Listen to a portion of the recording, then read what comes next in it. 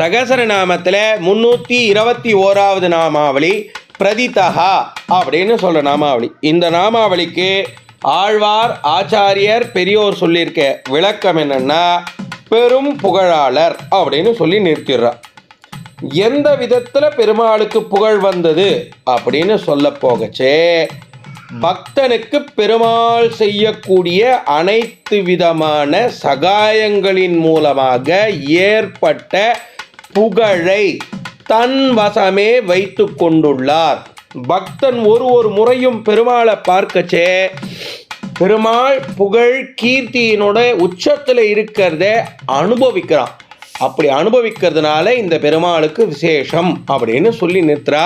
விசேஷமான நாமாவளி பிரதிதஹா அப்படின்னு சொல்கிற நாமாவளி. எல்லாரும் இந்த வார்த்தையை சொல்லி பிரதிதஹா அப்படின்னு சொல்லி பெருமாள்கிட்ட பிரார்த்தனை பண்ணிக்கோங்க.